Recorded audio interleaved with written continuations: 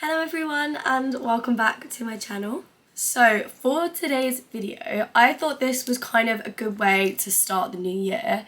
So within the last year, I really got into my reading. Probably not as much as some people, but it was a big turning point for me. I knew that I wanted to do something more creative. I knew that I kind of wanted to have a hobby and I just wanted to spend less time on my phone because I know all of us relate to spending way too much time on our phone. And I have tried out a few different genres. I've tried out different recommendations from people. I've joined little book communities and stuff like that. So I thought I'd just do like a whole video about kind of how I got into reading, my favourite books, books that I don't really recommend, and books that are on my TBR. If you like the sound of this video, then please keep on watching.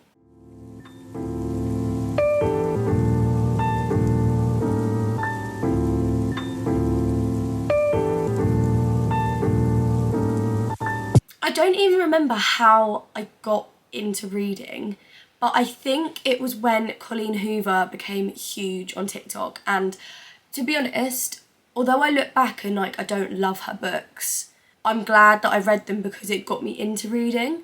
And I do recommend them to people that haven't read in years or just aren't very strong readers. The books got good plot, they're easy to read, and they're all in, I think, are they all in one perspective?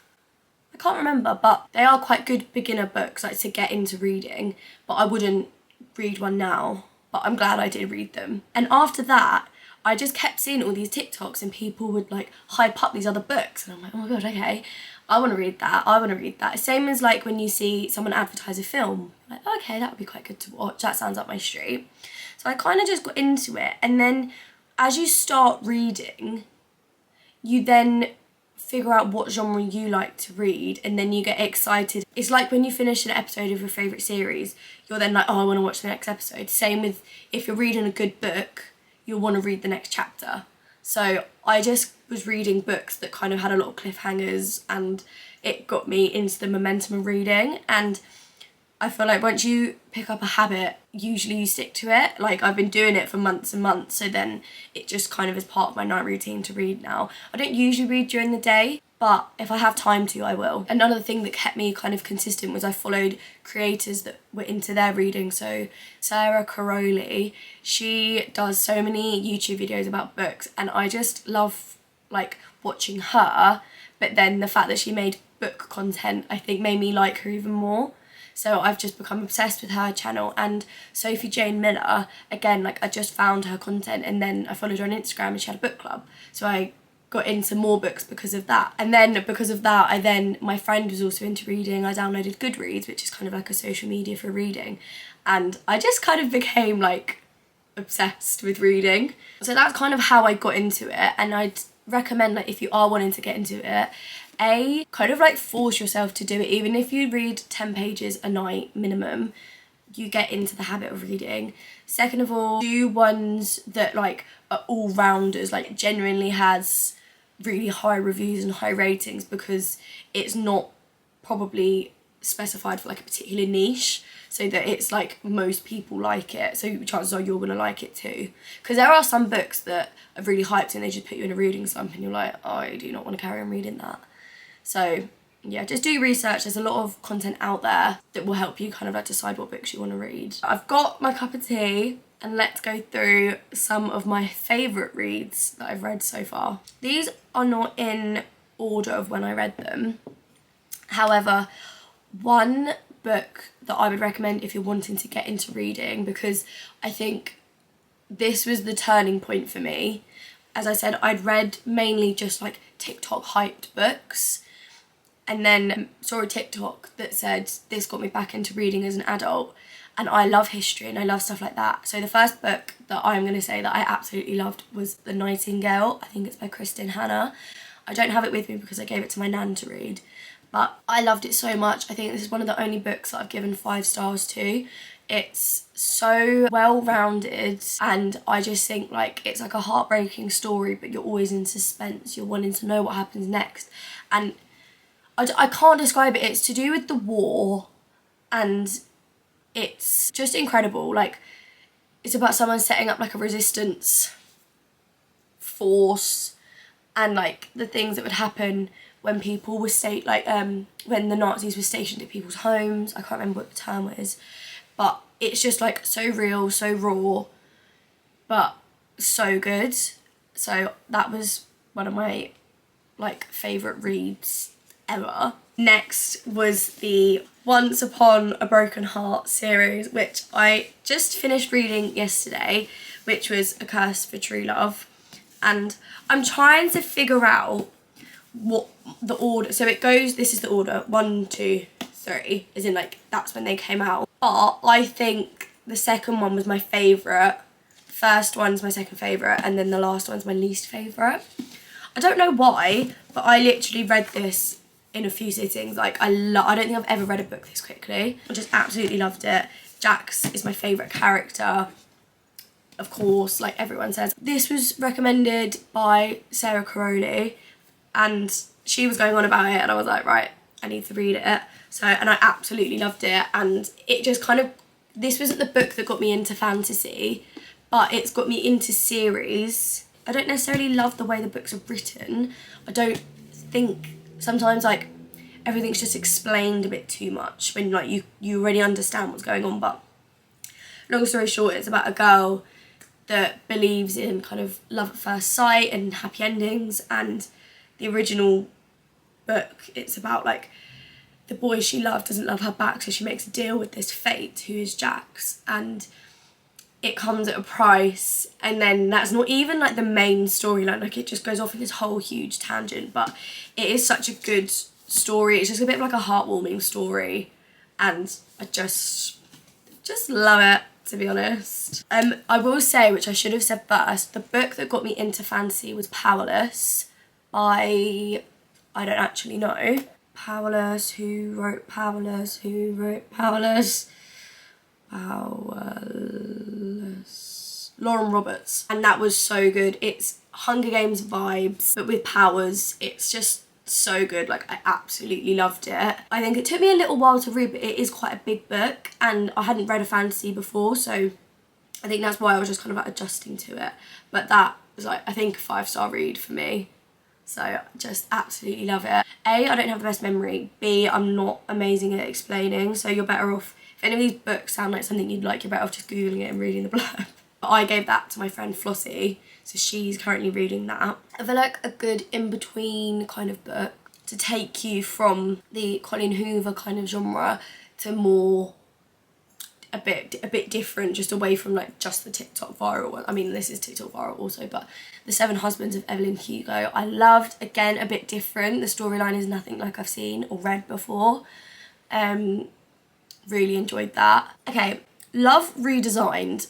I have given that to my friend, but I honestly didn't think I was going to like it, and I only bought it because Sarah Caroli said it in a video, and I don't know why I didn't think I was going to like it, but I loved it. Like, literally loved it, and I just couldn't put it down, basically. Frenemies to lovers, if that makes sense, and they're like family friends, and it's just like they work on this like project together, building homes, and oh, it's just so good. Like, it's such a feel good, bit of a palate cleanser if you were reading more of the fantasy stuff. Like, it's a really good book, but it isn't fantasy. So one that I thought was really funny was How to Kill Your Family, and a bit of a rogue one. Like, I'm not really into like the murder mystery stuff or like suspense, but it wasn't even suspenseful. It's just a clever, witty book, and again, a palate cleanser kind of vibe. But I think palate cleansers, when you say that, you're kind of like dismissing it. It's just like, oh, it served a purpose. But I do think on its own, it's a really good standalone book, and I absolutely loved it.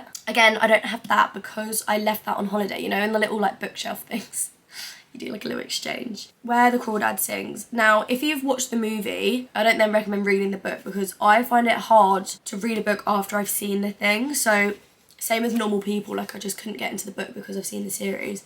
But I love this book. Once you got into the fact that it's written in kind of like older language, which it did take quite a while for me to get into, or like I didn't understand some of the words, but just a really all-rounded good book. Like, you feel so sorry for the main character, and like you just want to give her a big hug. Like, I don't know, it's just a really good all-rounder book, but of romance, heartbreak. Read the blurbs of these books if anything catches your fancy. I'm gonna go on to books that I wasn't a massive fan of. Starting off strong, this is a favourite for many people. I could not stand it. I get the message is nice. It's about a lady that's really depressed basically, and she kind of lives all these other lives to show that like actually she does like her life. And I'm not gonna lie, I didn't even finish it because I just did not even want to pick it up. It got me in a massive reading slump and I just didn't really like it. So,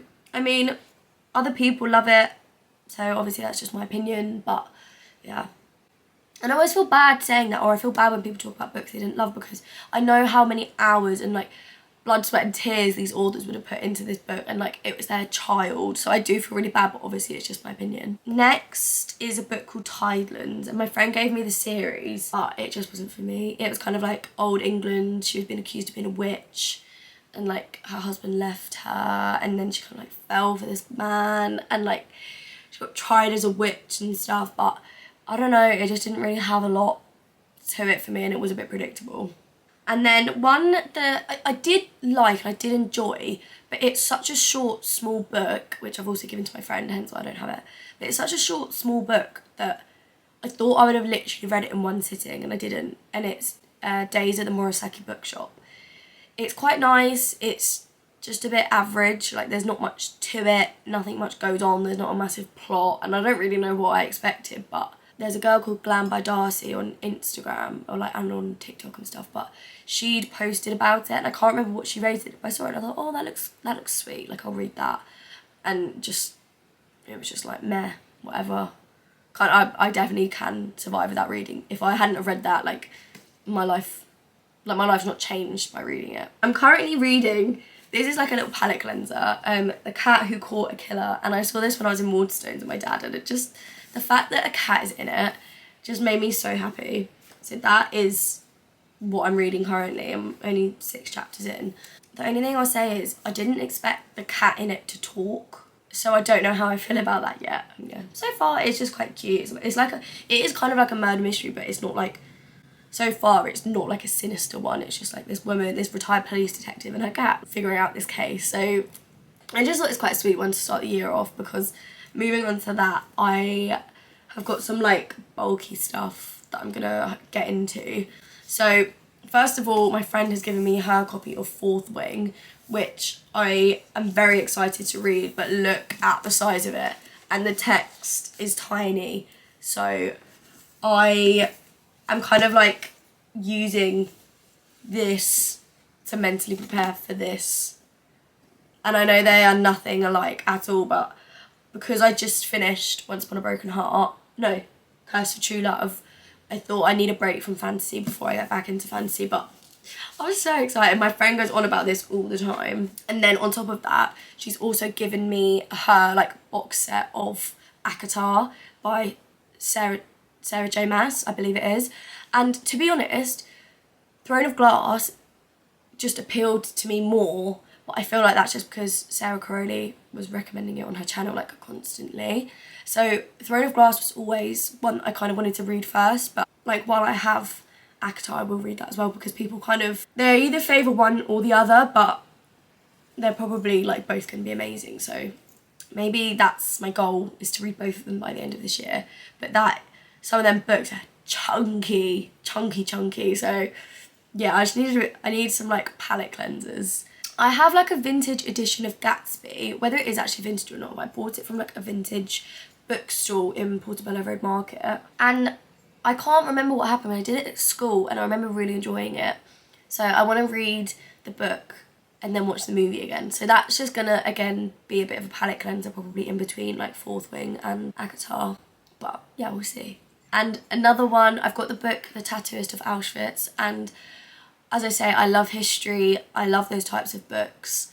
I've also read another book called The Partisan, which was a bit too kind of gory for my liking. Like, it was about someone would like stab someone and like, it was just too much for me. So I don't know what the Tattoo of Auschwitz is going to be like, but I've heard so many good things about it, and I've had the book in my collection for ages and I just need to read it. So for some reason I can't remember what it's about, but I remember reading someone's kind of description of it and loving the sound of virgin suicides, and the cover's really pretty. So I will be buying that at some point. The Secret History by Donna Tartt, I can't remember what her name is. That's another book. Everyone says it's kind of like quite deep and dark, but it does sound quite good. And the cover just looks so like retro, vintagey, like it just looks classy. I don't know if any of those words go together, but I just love the look of it. So even if I have it out for a bit before I read it, just kind of like a decoration. Oh yeah, Powerless by Lauren Roberts is a sequel's getting released, so I cannot wait for that to be released. Like, I'm so glad that I read the Once Upon a Broken Heart series while they were all out, because if I had to wait for all of them, like, that would be torture, surely. Like, I could read all of them back to back to back, which is quite good, but I feel like I want to reread. I'll definitely like reread it at some point. And that is what I have to talk about so far. If you're wanting to get into reading, then download Goodreads. That's what it looks like on the App Store.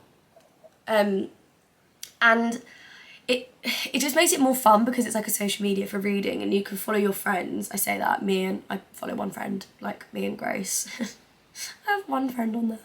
But if you want to follow me, I think my username should just be Darcy Lane. And you can see what your friends are reading, you can follow creators that you like and see what they're reading and like what they're thinking of books. You can join groups and stuff. So yeah, no, I'm enjoying it. I do want to get a Kindle. When I originally saw people get Kindles, I was like, am I gonna want one? And the answer is yes.